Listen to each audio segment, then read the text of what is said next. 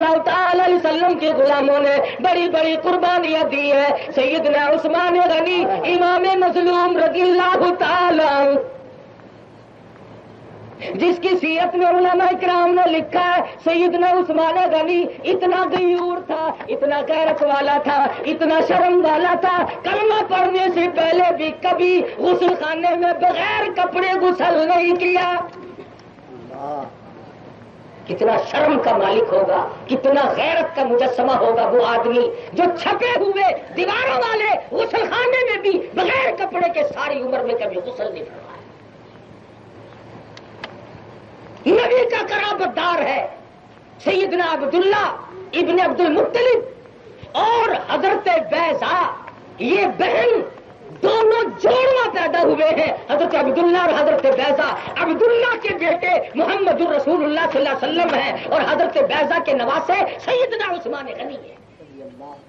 ایک طرف حامل قرآن ہے, دوسری طرف جامع القرآن ہے.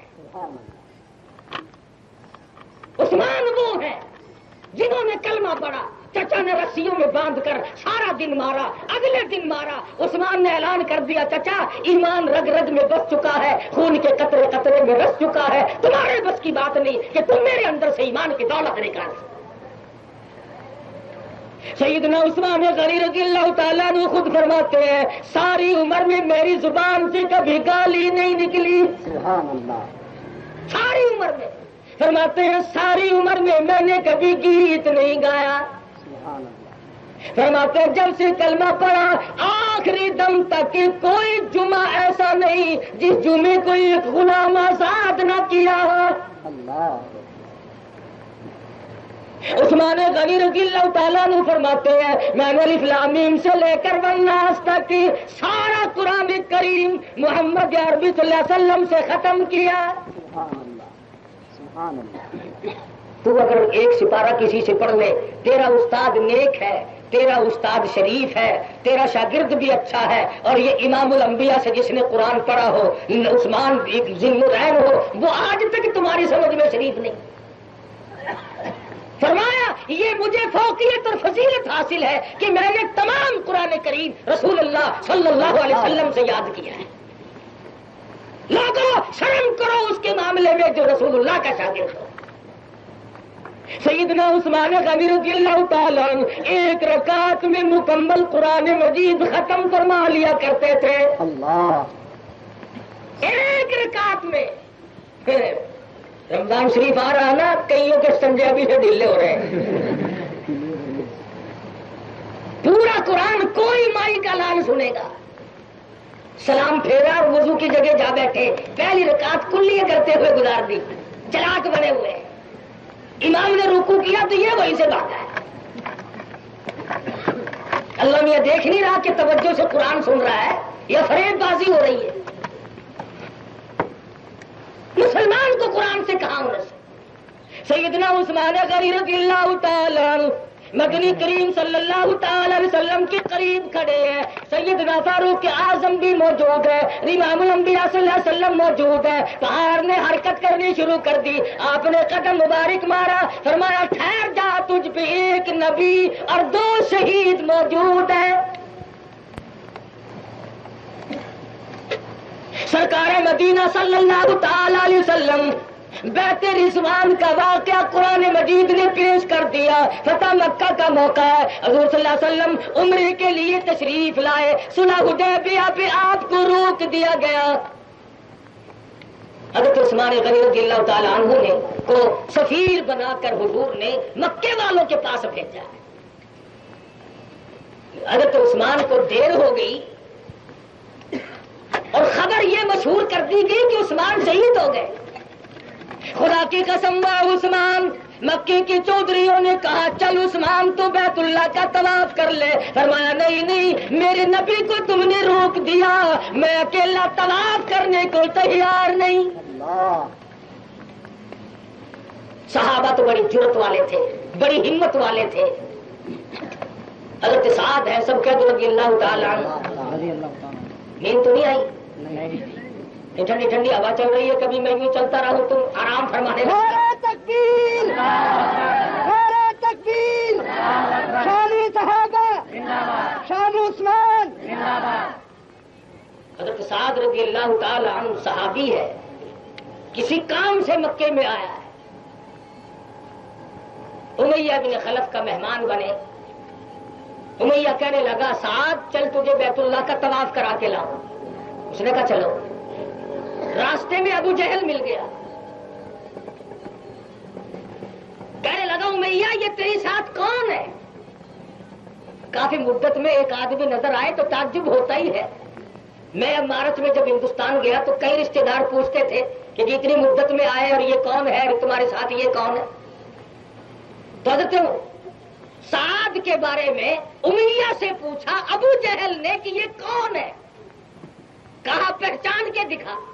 آپس میں چودھری تھے نا، چودھریوں کے بھی مذاق ہوا کرتے ہیں، بڑوں کے الگ چھوٹوں کے الگ۔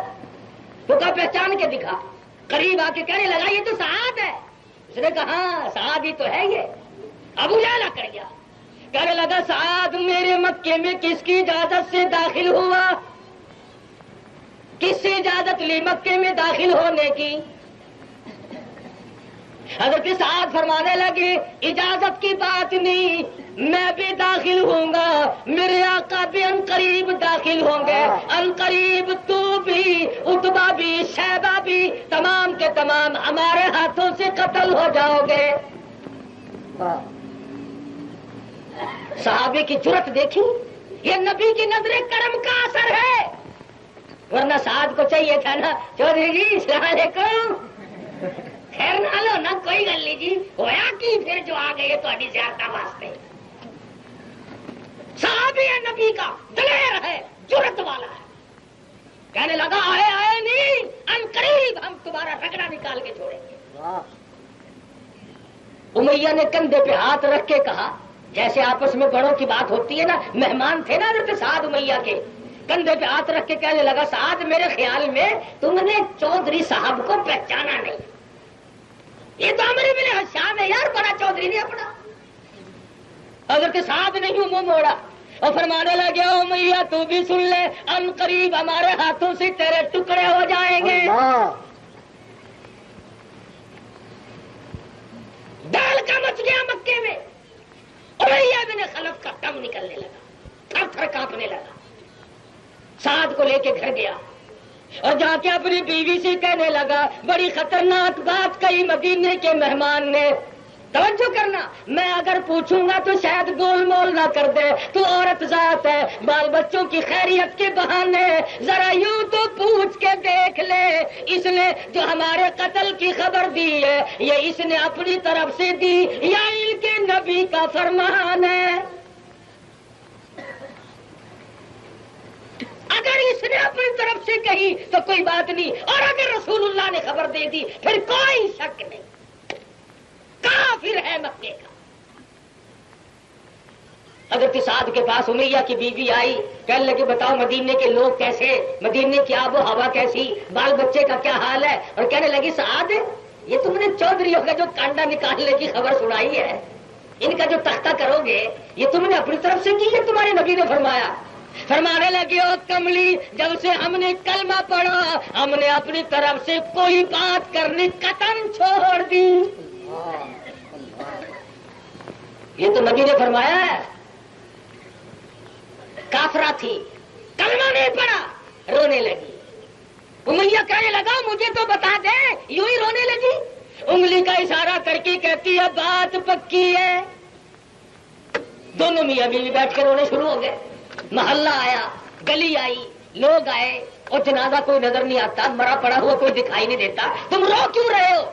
امیہ روتا بھی جاتا ہے اور کہنے لگا تمہیں کیا بتاؤں، مدینے والی سرکار نے میرے قتل کی خبر دے دی۔ لوگ کہنے لگے واہ واہ واہ واہ، کل مار مار کے بگایا تھا آج اس کی خبر پہ یقین کرتا ہے۔ امیہ کہنے لگا اگر مارنا کوئی دلیل ہے تو میں نے بلال کے مارنے میں کوئی کسر نہیں اٹھا رکھی، اور لوگوں مارنا کوئی دلیل نہیں، تمہارے اندر مکے شہر میں 53 سال گزار کے تشریف لے گئے ہیں، اور لوگوں تم تجربہ بتاؤ، مکے کے پہاڑ اپنی جگہ سے ٹل سکتی ہے مگر مدینے والی سرکار کا فرمان کبھی غلط نہیں ہوا۔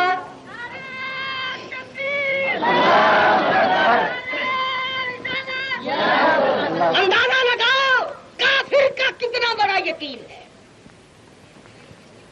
سیدنا عثمان ذی النورین رضی اللہ تعالی عنہ مدنی کریم صلی اللہ علیہ وسلم کے چہیتے صحابی، ہر وقت کا ساتھ رہنے والا صحابی، جس نے دھن دولت تمام کے تمام اسلام پہ نچھاور کر دی ہو، قربان کر دی ہو۔ سیدہ رقیہ رضی اللہ تعالی عنہا کے ساتھ مدنی کریم صلی اللہ علیہ وسلم نے نکاح فرمایا، عقد فرمایا، اور حضرت رقیہ اور حضرت عثمان کو دونوں کو حبشے کی ہجرت کے لیے مکے سے 2-3 میل باہر تک رخصت کرنے کے لیے تشریف لے گئے۔ نبی کا ارشاد سنو، فرمایا لوط علیہ السلام کے بعد پوری دنیا میں عثمان پہلا آدمی ہے جو اپنی بیوی کے ساتھ لے کر کے ہجرت کر رہا ہے۔ حبشے میں قیام پذیر ہوئے، جب کچھ دیر ہو جاتی تھی مدنی کریم صلی اللہ علیہ وسلم پریشان ہو جاتے تھے۔ بیٹیوں کا معاملہ، دھیوں کا معاملہ، بیٹیوں والے کراچی کے لوگوں سب جانتے ہیں کہ ہر بیماری کا علاج ہو سکتا ہے، اگر خدا نہ کرے کسی کی بیٹی دکھوں میں پھنس جائے، اس کا کوئی علاج نہیں۔ پھر مدینے کی ہجرت فرمائی، فرمایا عثمان ذی النورین 2 ہجرتوں والا ہے، 2 ہجرتیں فرمائی، حبشے کی ہجرت فرمائی، مدینے کی ہجرت فرمائی۔ پھر حضور نے سفیر بنا کر کے مکی میں بھیج دیا۔ حضرت عثمان کو دیر ہو گئی، خبر اڑا دی گئی، عثمان کو شہید کر دیا گیا۔ امام الانبیاء محبوب کبریا حضرت محمد مصطفیٰ صلی اللہ تعالی علیہ وسلم نے کی کر کے درخت کے نیچے بیٹھ کر موت کی بیعت لی۔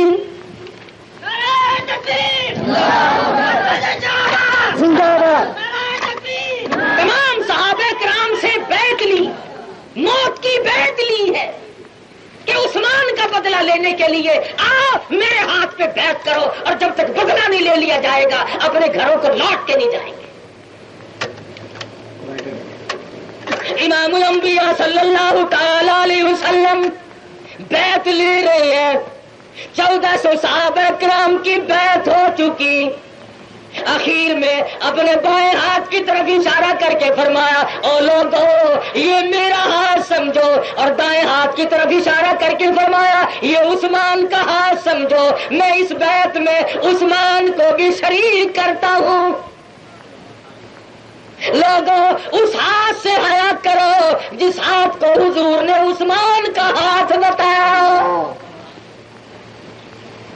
اللہ میاں نے جب یہ دیکھا، خداوند کریم نے جب یہ دیکھا خون عثمان کی میرے محبوب کے نزدیک بڑی قدر ہے، عثمان کے لہو کی بڑی قدر ہے، قطرے قطرے کے اوپر پیار ہے، بدلہ لینے کے لیے 1400 صحابہ کرام سے موت کی بیعت لے لی، عثمان کو بیعت میں شریک کر لیا۔ اللہ میاں فرماتے ہیں او میرے نبی ان الذین یبایعونک انما یبایعون اللہ۔ سبحان اللہ۔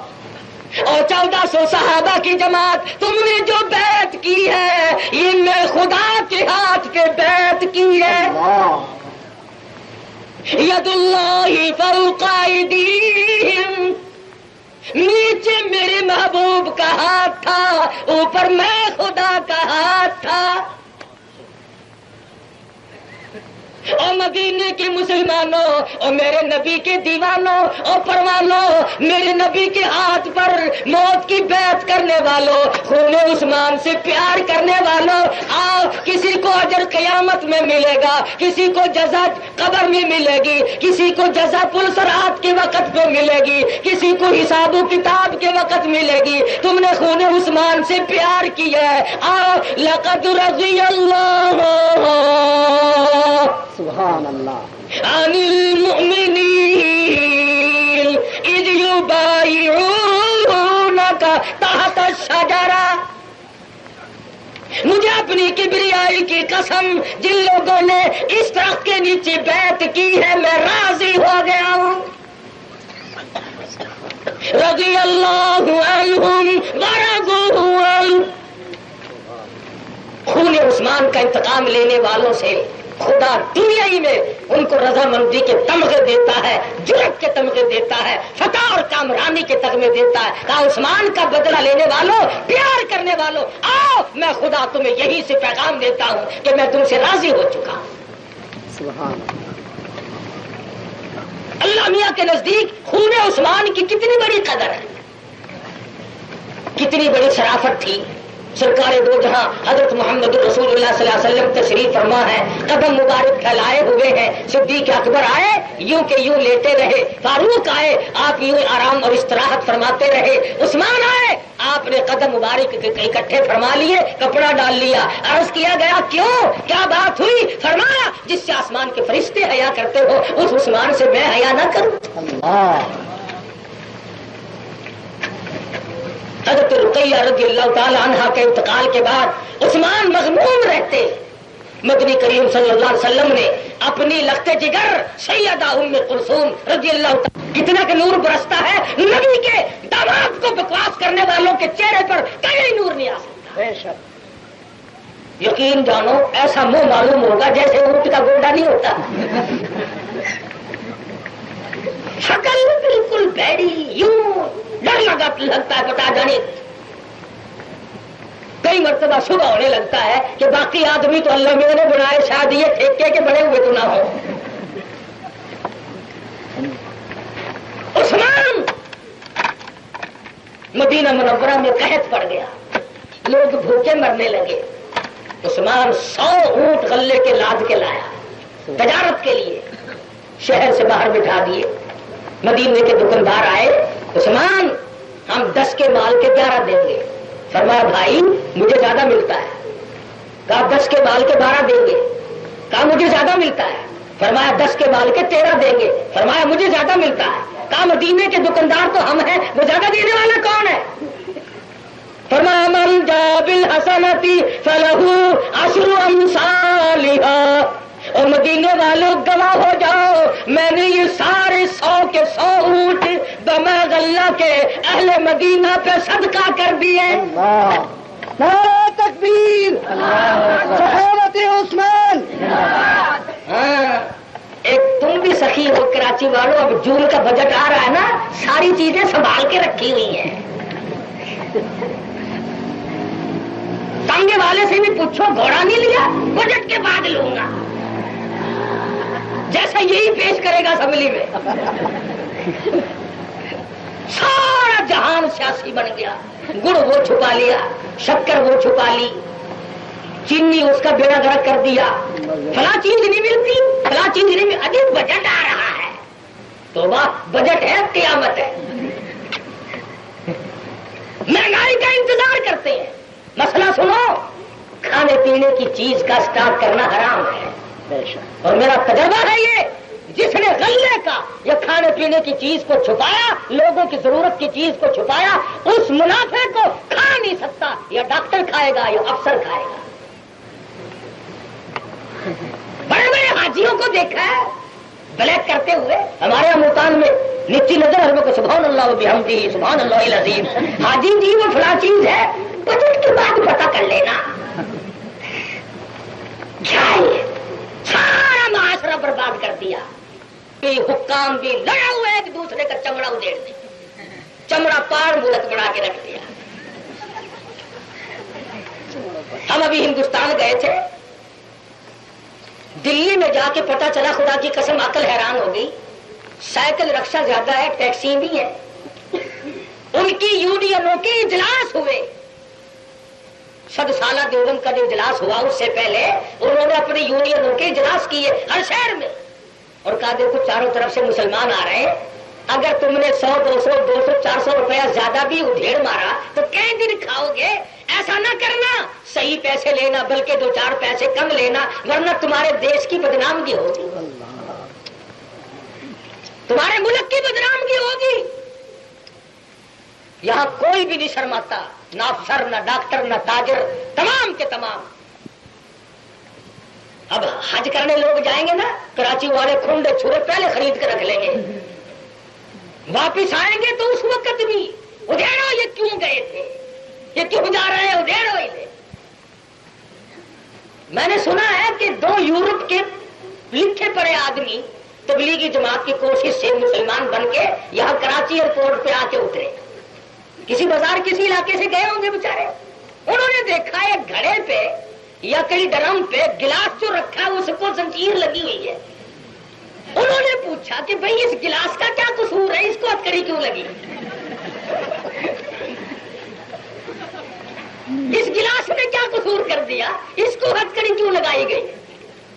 انہوں نے کہا جی گلاس کا قصور نہیں, اگر یوں نہ کرے تو لوگ گلاس اٹھا کے لے جاتے ہیں. یقین جانو یوں سنا کہ ایک تو ان میں سے واپس ہو گیا, کہنے لگا جہاں پانی پینے والے گلاس کو بھی امن نہیں, مجھے ڈر لگتا ہے کہ میرا ایمان چوری نہ ہو جائے. کیا زندگی ہے ہم لوگ. لاہور میں ایک آدمی بڑا مہنگا جوتا خرید کے لایا اور نماز پڑھنے لگا اسٹیشن کی مسجد میں. سامنے رکھا تھا جوتا, یہ کونکھی آنکھوں سے جوتے کو بھی دیکھ رہا تھا, نماز پڑھ رہا ہے. وہ جوتا اٹھانے والا تار رہا تھا کہ یہ دیکھ رہا ہے. کہنے لگا شرم نہیں آتی, لوگ نماز پڑھتے ہیں اور جوتا دیکھتے ہیں. اس نے شرم کے بارے نظر نیچی کی, وہ اٹھاتے ہی بھاگ گیا.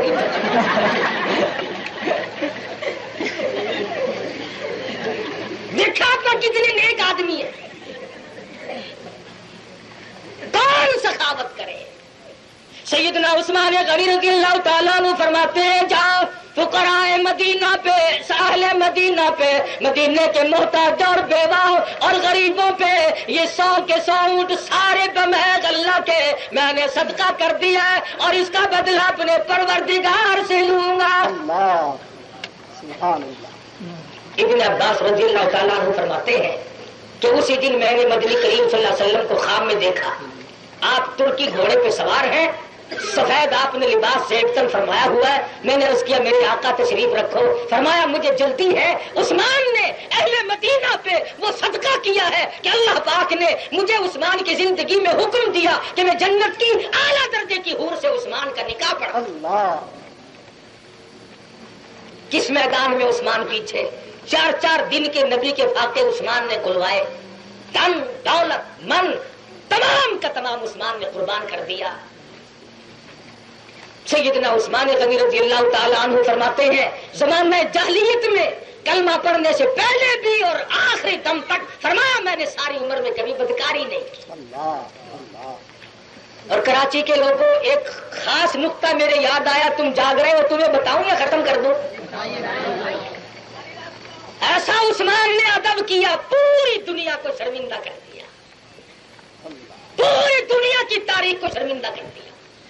حضرت عثمان ذی نورین رضی اللہ تعالیٰ عنہ فرماتے ہیں اولادا جس ہاتھ سے میں نے امام الانبیاء محبوب کبریا حضرت محمد مصطفیٰ صلی اللہ تعالی علیہ وسلم کے ہاتھ پہ بیعت کی تھی, میں نے یہ سجا ہاتھ رسول اللہ کے ہاتھ پہ رکھ کر کلمہ پڑھا تھا, بیعت کی تھی. آخری وقت میں فرماتے ہیں اس دن سے لے کر آج تک آخری سانس تک عثمان فرماتے ہیں میں نے اس ہاتھ کو آج تک اپنی شرمگاہ کو نہیں لگنے دیا. نعرہ تکبیر, حیا عثمان. سنا ہے کبھی ایسا ادب؟ فرمایا میں نے اس ہاتھ کی حفاظت کی ہے جو میں نے بیعت کے لیے رسول اکرم صلی اللہ علیہ وسلم کے ہاتھ پہ رکھا تھا. کیا شان ہے عثمان تیری. مدینہ منورہ میں قیام ہوا, رسول اکرم صلی اللہ علیہ وسلم نے فرمایا کون ہے جو مجھے سجدے کی زمین خرید کے دے. عثمان نے مسجد کے لیے زمین خرید کے دی. مدینہ منورہ میں میٹھے پانی کا ایک کنواں یہودی کے قبضے میں, وہ مہاجر آنے والوں سے قیمت زیادہ مانگتا ہے. مہاجر صحابہ کے بچے پیاس کی وجہ سے تڑپ تڑپ کے مرتے ہیں. رحمت دو عالم کا دریائے کرم جوش میں آیا, فرمایا کون ہے جو اس کنویں کو خرید کر میرے حوالے کرے, میں جنت میں اعلیٰ درجے کی نہر کا وعدہ کرتا. عثمان نے وہ کنواں خرید کر مسلمانوں کے لیے وقف کر دیا. جس عثمان نے میٹھے کنویں کا پانی خرید کے دیا ہو, جس عثمان نے مسجد کے لیے جگہ خرید کے دی ہو, جس عثمان نے خاتون جنت فاطمۃ الزہرا رضی اللہ تعالی عنہا کا حق مہر ادا کیا ہو, وہ عثمان جس نے فاطمہ کے شادی کا سارا خرچ برداشت کیا. جو لوگ عثمان کو صحیح نہیں مانتے کم سے کم وہ پیسے تو واپس کر دو جو حضرت فاطمہ کے حق مہر کے دیے تھے. دنیا میں لوگ جو نوندرا دیتے ہیں نا وہ بئی کھاتے میں لکھ کے رکھتے ہو میاں تمہارے کہنے وہ روپیہ ہے ہمارا دیا کیوں نہیں. تم تو اپنا روپیہ نہیں چھوڑتے. عثمان کے ہزاروں درہم ہے جس نے خاتون جنت کی شادی پہ خرچ کیے تھے. یا عثمان کو بکواس کرنا چھوڑ دو اور یا عثمان کا حق مہر واپس کر دو. بہت اونچی شان کا مالک ہے عثمان. بڑی مصیبتیں بھی کاٹی راحت بھی دیکھی. مدنی کریم صلی اللہ تعالی علیہ وسلم کا یہ چہیتا صحابی خلیفہ بن گیا, خلیفہ بنا دیا گیا. بڑا رقیق القلب ہے. ساری رات مصلی پہ کھڑا ہو کے روتا ہے. ہر وقت دعا کرتا الہی میری 3 دعائیں ہیں, میری 3 تمنا ہے, میری 3 آرزو ہے. اور پروردگار عالم غریب کا پیٹ ہو, عثمان کی روٹی ہو, ساری عمر کھلاتا چلا جاؤں. فرمایا میری تمنا ہے غریب کا بدن ہو, میرا کپڑا ہو, ساری عمر غریبوں کو کپڑا پہناتا چلا جاؤں. فرمایا عثمان کہتے ہیں میری آخری تمنا ہے میری زبان ہو, خدا کا قرآن ہو, یوں ہی پڑھتے پڑھتے میری موت آ جائے. کیا شان ہے عثمان غنی کی رضی اللہ تعالی. اللہ میاں نے قبول کر لیا. مدینہ منورہ ہے, بغاوت پھیل گئی. کربلا کے شہید کا تو تمہیں ایک کا پتہ ہے, فلاں ساتھ گیا تھا, فلاں بیچ میں سے رلا تھا. جیسے تم کھڑے ہو کر کے وہاں ریفری کا کام کر رہے ہو, یہاں مدینے کے مظلوم کا کسی کو پتہ نہیں. وہ سناتے ہیں نا کہ روایت کرتا ہے وہ آدمی جو کھجوروں کی آڑ میں کھڑا تھا. میدان کربلا کے واقعات بتانے والے کھجوروں کے پیچھے کھڑے رہتے ہیں. میں یہ کہتا ہوں کہ لشکر حسین میں سے کوئی نہ بچے, خاتون جنت کا چمن لٹ جائے اور کوئی کھڑا ہو کر روایت کرتا رہے یہ روایت کرنے والا مسلمان ہے, یہ تو کافر کا تو سب ہے. بے شک. ارے لشکر حسین پہ چھرے چل جائے اور وہ کھڑا ہوا روایت کر رہا ہے. آخر مرو اور مارو, میں روایت کیا کرے نا. یہاں مدینہ منورہ ہے. عثمان غنی کا پانی بند ہوئے 40 دن گزر گئے.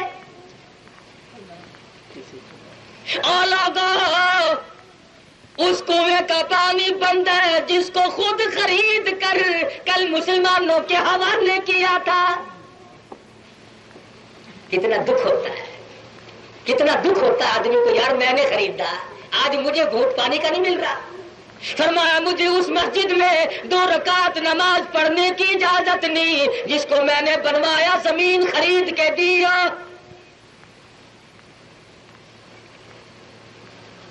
فوج ہے, پولیس ہے, طاقت ہے. اکابر صحابہ آئے, مشورے دیے, مقابلہ کرو, باغیوں کو مار بھگاؤ. توجہ کرنا. فرمایا میں نہیں چاہتا میری وجہ سے مدینے کی گلیوں میں کسی کے خون کا ایک قطرہ بھی بہایا جائے. ڈرتا ہوں کل دربار رسالت میں شرمندگی نہ ہو. مجبوراً کوئی مار کھا جائے تو اور بات ہے.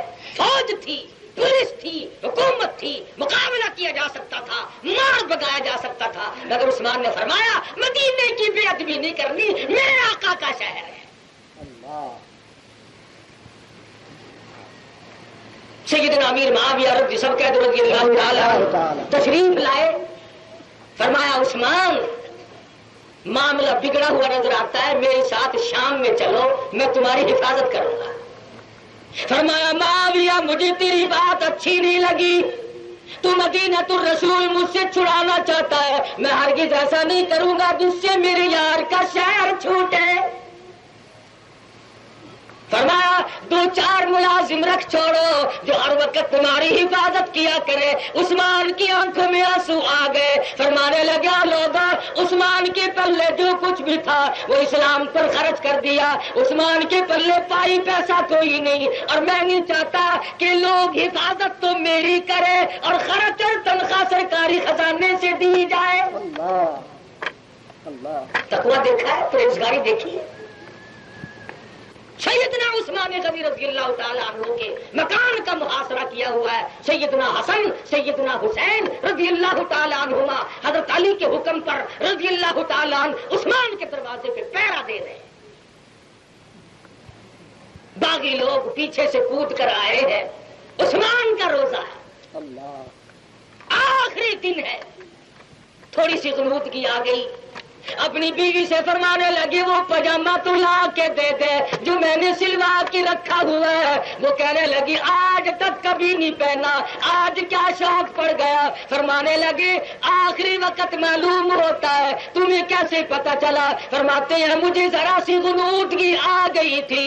مدنی کریم صلی اللہ علیہ وسلم تشریف لائے تھے اور فرما رہے تھے عثمان تنگ نہ ہو, آ جا, آج شام کا روزہ اکٹھے افطار کریں گے. آج شام کا روزہ اکٹھے افطار کریں گے. اس لیے پاجامہ پہننا چاہتا ہوں. عثمان تیری غیرت کی قسم, عثمان تیری شرم و حیا کی قسم, کہتا ہے میرا آخری وقت ہوگا, لوگ ماریں گے, آخر میں تڑپوں گا, زخم لگیں گے, کہیں ایسا نہ ہو دشمنوں کے سامنے میں ننگا نہ ہو جاؤں, مارنے والوں کی میری شرمگاہ پہ نظر نہ پڑنے پائے. سلوار پہن کر قرآن مجید کی تلاوت شروع فرما دی. ہر وقت فرمایا کرتے تھے آ کر کے ظالم نے پیشانی میں سلاخ ماری, دوسری اٹھائی. حضرت نیلا نے بیوی نے آگے ہاتھ کر دیا, کئی انگلیاں کٹ گئی. ظالم آگے بڑھا اور گھر والے کے منہ پہ تماچا مارا. حضرت عثمان کو دکھایا. فرمانے لگا لوگوں میری ساتھ دشمنی ہوگی, میری ساتھ عداوت ہوگی, تم میری زندگی میں میری آبرو پہ ہاتھ نہ اٹھاؤ, میری عزت پہ حملہ نہ کرو. میں نے آج تک کبھی ساری زندگی میں کسی کی بہو بیٹی پہ نظر نہیں ڈالی. سیدنا عثمان غنی کو ذبح کر دیا گیا. خون کا پھوارا چھوٹا قرآن کریم پہ جا کے پڑا. کسی کی شہادت کی گواہی دینے کے لیے زمین کا ٹکڑا آئے گا, کسی کی گواہی دینے کے لیے پتھر آئے گا. مجھ پہ لہو بہا تھا, کپڑا آئے گا, لوہا آئے گا, لکڑی آئے گی, پر عثمان تیرا کیا کہنا جب تیرا مقدمہ اللہ کی عدالت میں پیش ہوگا, خدا کا قرآن چل کر آئے گا. نعرہ تکبیر, شہادتی عثمان فَسَيَكْفِيكَهُمُ اللَّهُ وَهُوَ السَّمِيعُ الْعَلِيمُ. قرآن گواہی دے گا. مجھ پہ خون بہایا گیا, دار مجھ پہ پڑی تھی, شہید ہو گئے. 22 لاکھ مربع میل کا حکمراں جس نے دمڑی سے لے کر کروڑوں تک سب اسلام پہ خرچ کر دیا, آج اس کی لاش بے گور و کفن رسول اللہ کے روزے کے سامنے بے گور و کفن لاش پڑی. رات آئی, کسی نے دستک دی, اہلیہ نے سمجھا شاید کوئی ہمدرد آیا, دروازہ کھولا, پوچھا کہاں ہے, کہ یہ میں نے چٹی چادر ڈال رکھی ہے, اس کے نیچے آرام فرما ہے. حضرت نیلا کہتی ہے مجھے خوشی ہوئی کہ کفن دفن کا انتظام ہوگا, مگر اس ظالم نے عثمان کے منہ سے چادر اٹھائی اور منہ پہ تماچا مارا. حضرت نیلا نے رو دیا, ظالم میرے زخموں پہ نمک نہ چھڑک, تیرا کیا نقصان کیا, تیرا کیا بگاڑا, شہادت کے بعد بھی تماچا مارا. فرماتی ہے دوسری رات کو ایک اور آدمی آیا, میں نے سمجھا ہمدرد ہوگا, غم گسار ہوگا, میں نے میت بتا دی, چادر ہٹائی اور آگے بڑھا, اس قدر زور سے مارا اصلی طور دین. شہادت کے بعد بھی عثمان کی بے حرمتی کر رہے ہیں، روزے رسول کے سامنے کر رہے ہیں، مدینہ منورہ میں ہو رہی ہے. ام حبیبہ رضی اللہ تعالی عنہا حرم محترم میں سے ہم سب کی ماں ہے، انہوں نے اعلان کرایا مدینے میں، یا میرے داماد کے دفن کفن کا انتظام کرو ورنہ میں باہر آؤں گی. چند آدمی جنازہ لے کر کے چلے، رات کا وقت ہے. انس بن مالک بن انس کہتے ہیں کہ میں جنازے میں تھا. 22 لاکھ مربع میل کا حکمراں جس نے مدینے کا کنواں خرید کے دیا ہو، مدینے کی مسجد بنا کے دی ہو، اور 100 اونٹ ایک ایک وقت میں صدقہ کیے ہو، اور ایک ایک جہاد میں 300 اونٹ میں اسلحے کے دیے ہو، آج اس عثمان کی لاش بے کفن جا رہی ہے، پتھر برس رہے ہیں.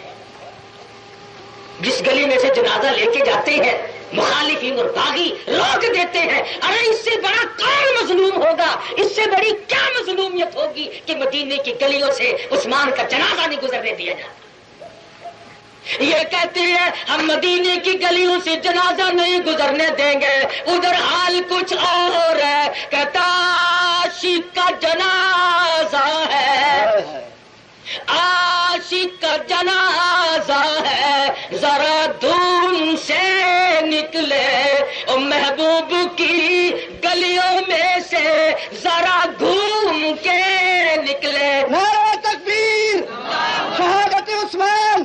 حضرت قاری صاحب، عثمان تجھے مدینے کی گلیوں سے کتنا پیار ہے، شہادت کے بعد بھی ایک ایک گلی کی تفریح کر رہا ہے. رات کے وقت میں دفن کر دیا گیا. سارا جہان جانتا ہے کہ کتنا محاصرہ لمبا رہا، کس قدر پیاسا مارا گیا، کس قدر تنگ کیا گیا. عثمان تیرے صبر کے قربان جاؤں، طاقت ہوتے ہوئے تم نے مدینے کی عظمت کو برقرار رکھا.